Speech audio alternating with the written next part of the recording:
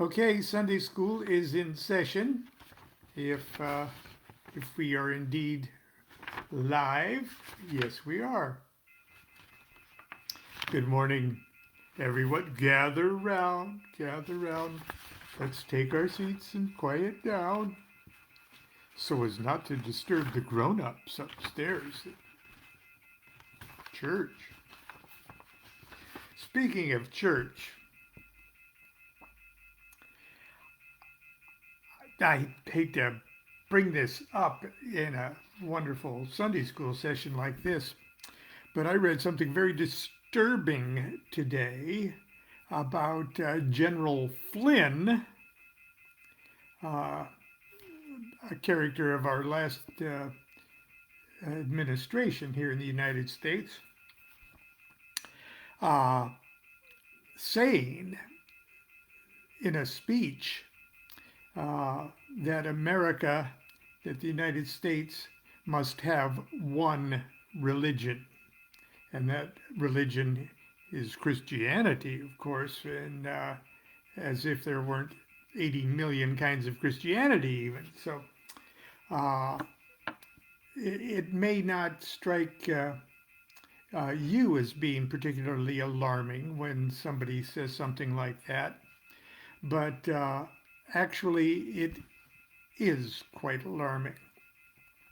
And I hope there's a backlash on that, and that concept doesn't catch on among those who are prone to be excited about such madness. But that's just my opinion. But anyway, Sunday school. We're going to continue my talk about the Emerald Tablet of Hermes and the invocation of the Holy Guardian Angel. And where we left off yesterday, we just got through the first line of 13 lines of the Emerald Tablet. We just got through the line that said, "It is true and no lie, certain and to be depended upon, that the superior agrees with the inferior and the inferior with the superior to effect that one truly wonderful work." And we discussed that for a while. Now, we're moving on to the second line.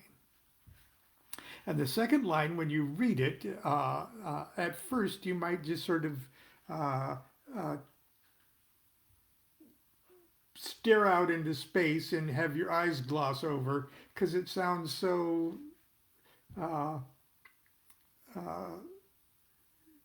confusingly, I guess the word would be spiritually sticky. Because here's what it says. All things owe their existence to the will of the only one. So all things owe their origin to the only one thing, the most hidden, by arrangement of the only God.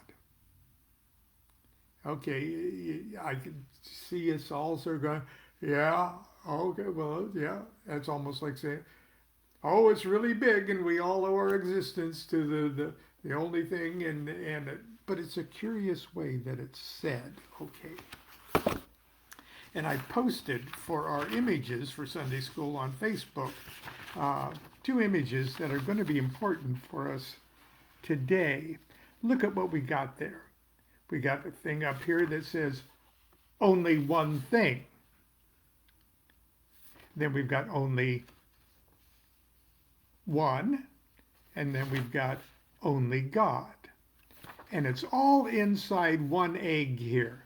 So it's a singularity, but when we look inside, there's three things. Not only that, but when you put them all together, they are the Father of all things in the universe. Now, keeping that in mind, here it is one more time. All things owe their existence to the will of the only one. Okay, find only one there. So all things owe their origin to the only one thing. find the only one thing. So existence comes from the will of the only one, but all things owe their origin to the one only thing, the most hidden, by the arrangement of the only God. Okay.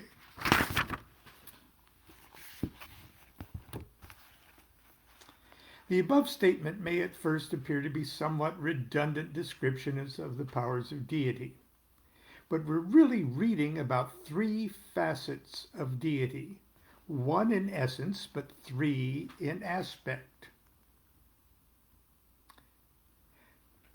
Number one, only one, unquote, to whose will all things owe their existence. Number two, the one only thing most hidden, and that's to whom all things owe their origin. And only God, who appears to have arranged the whole show. Okay. Only one is the sustainer, and only God would be the director in this show. The Emerald Tablet of Hermes is trying to dissect the mechanics of existence. And this is the easiest way it can explain it.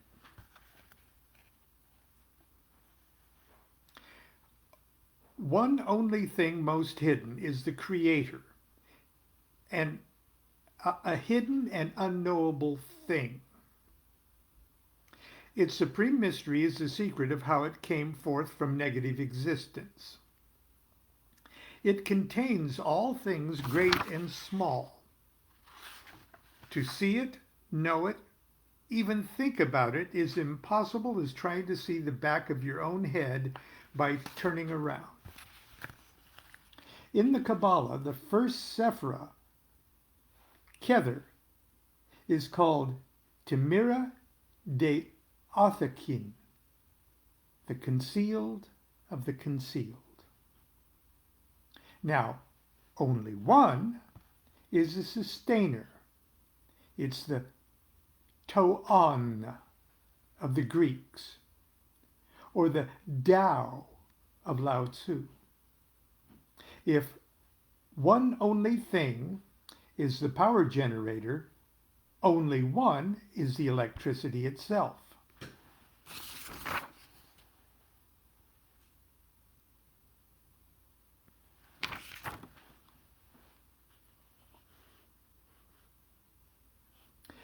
Only God is the organizer and director of all that.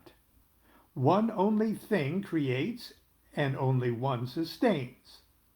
It's the grand architect of the universe and the only aspect of the universal agent designated God by the Emerald Tablet.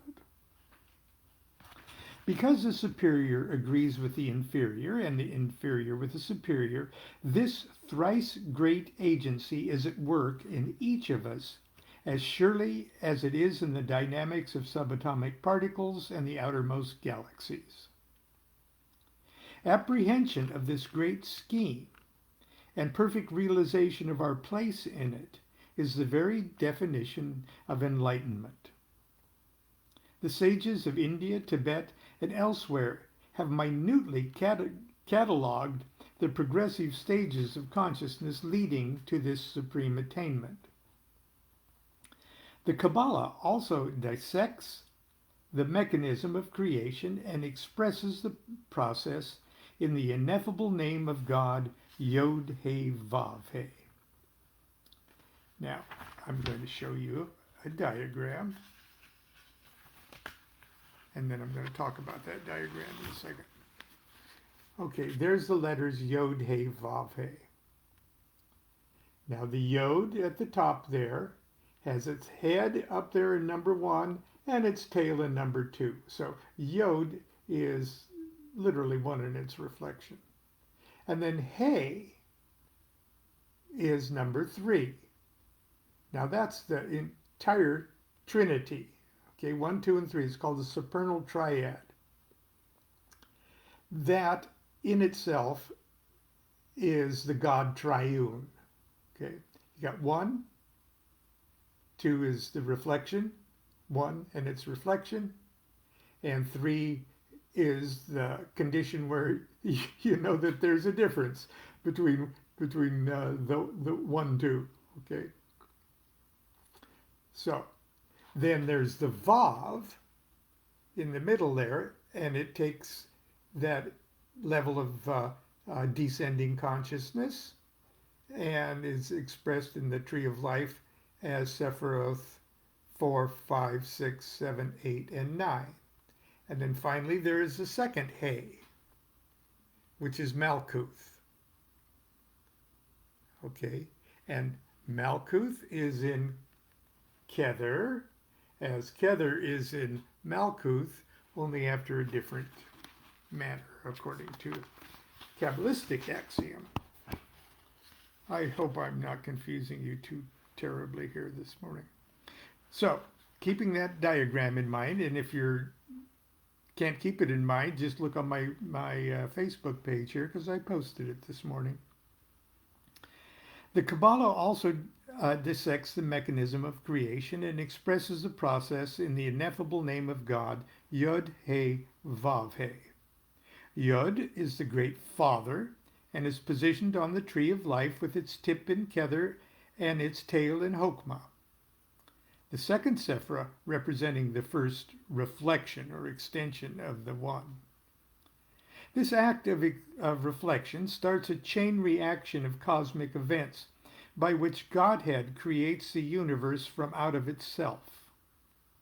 He, number 3 there, He, the Great Mother, resides in the third Sephirah, Binah.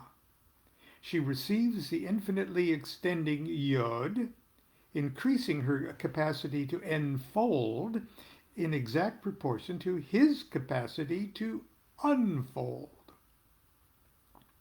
Father Yod and Mother He are co-equal infinities and define the supernal triad of Kether, Hokmah, Binah, 1, 2, and 3, which though abstract and unmanifest, establishes the primordial patterns that will shape the characteristics of the lower Sephiroth which follow. The union of Yod and He represent the formation of 2 archetypal offsprings. A son, who is represented by the letter Vav in the divine name Yod He Vav He, and a daughter who manifests as the final letter He.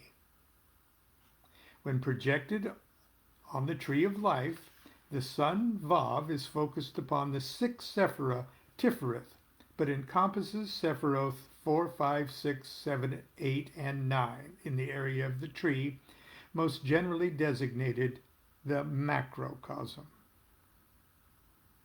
The daughter, or the He final, or the final He actually, it's not a final letter officially, but it's the second He, the lower He. The daughter He is positioned at the 10th and lowest Sephirah, Malkuth, the kingdom, the abode of the material universe, the microcosm, and the isle of spiritual exile of the human soul.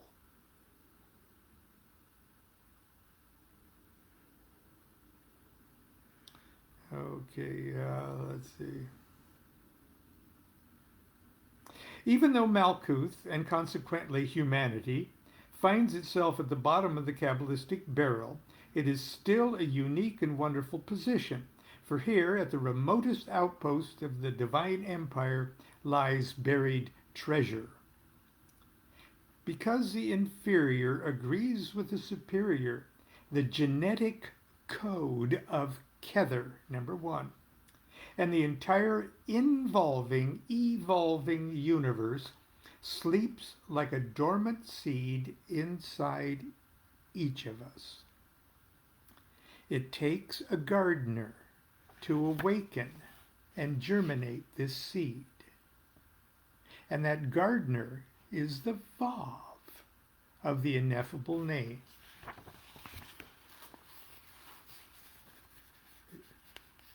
It takes a gardener to germinate and awaken this seed. And here's the gardener, Vav. And to this level of consciousness, this Vav is the Holy Guardian Angel.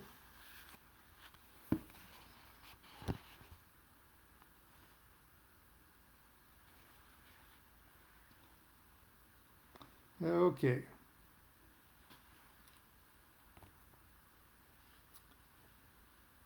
The next two verses say, the Father of that one only thing.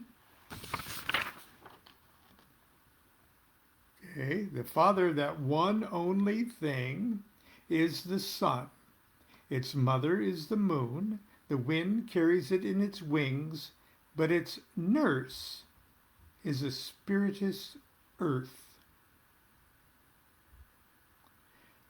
That one only thing,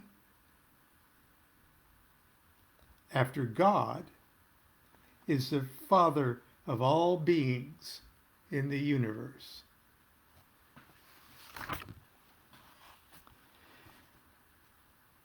Like all true holy books, the Emerald Tablet is constructed with such perfection that it simultaneously addresses all levels of existence and consciousness. The mysteries of its 13 short verses can be applied to the knowledge of the conversation of the Holy Guardian Angel, the alchemical transmutation of lead into gold, or even the mystery of perfecting a perfect golf swing. The above verses seem to contain a confusing paradox. If the one only thing is really the one only thing, who made its father the sun and its mother the moon, the wind its chauffeur and its nurse the spiritus earth? Perhaps we will never really know the answer until we become the one only thing ourselves. But we can at least establish a basis for further discussion by answering with Zen-like ambiguity, it did. As above, so below.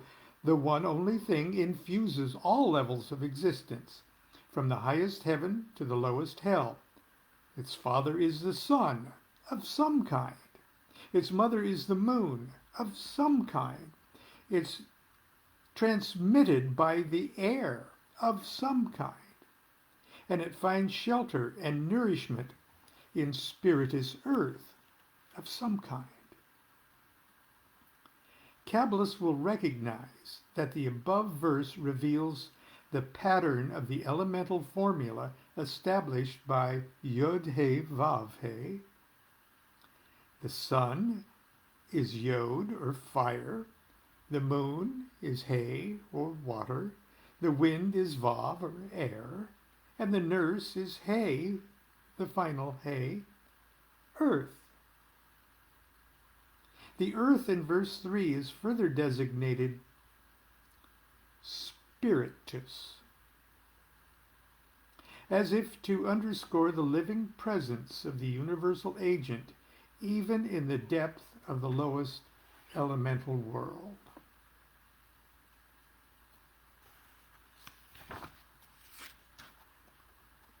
The next verse.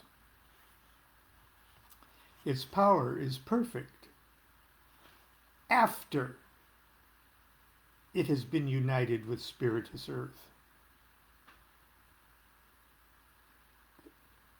suggesting that the power is not perfect until it is united with spiritus earth. With this sentence, the entire plot of the great Hermetic play is established. Okay. And here's the characters, the dramatis personae of this plot. Now remember where Yod He Vav He are on the Tree of Life, and where we are at the moment. Here's the characters of the play. King Yod, the unknowable.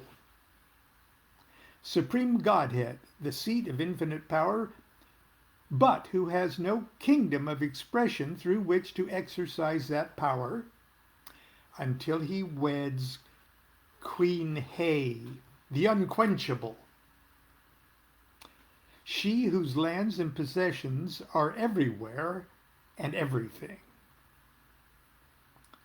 Then there's Prince Vav, heir to the throne of the king, the handsome firstborn son of King Yod and Queen He, who because he's one generation removed from the infinite power of his father, is prevented from living in the royal palace, Supernal Triad.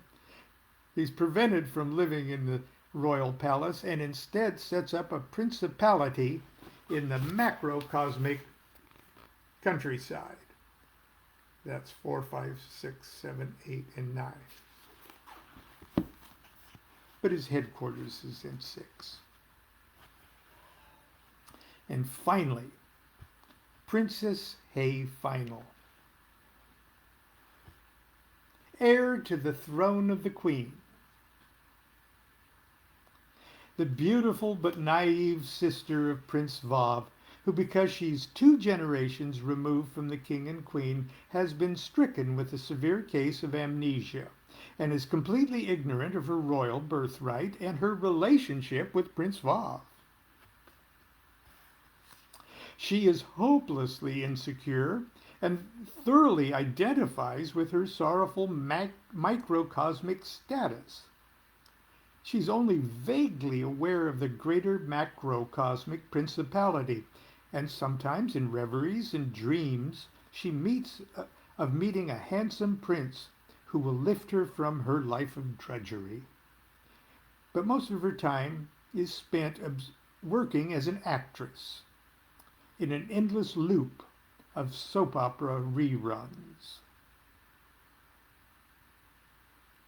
Obviously, we are poor Princess He Final.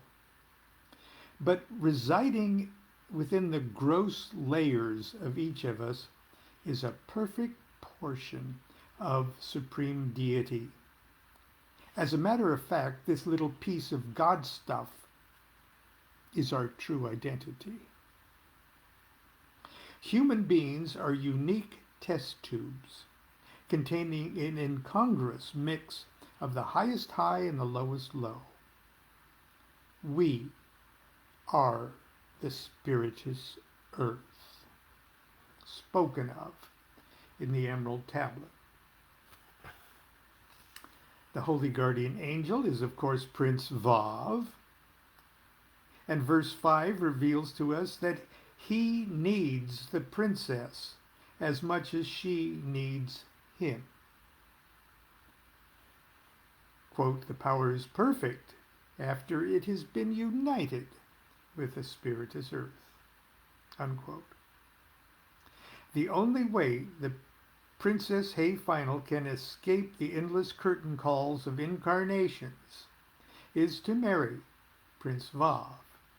And the only way Prince Vav can retain his birthright as king is to make Princess He Final his bride. When this is accomplished, the power is perfect. Prince makes princess pregnant, making her mother queen, making him father king. Just as it took 2 to tango, Yod He, to initiate creation involution, so too it takes 2 to tango, Vav and He Final, to begin the ascent evolution back to Godhead.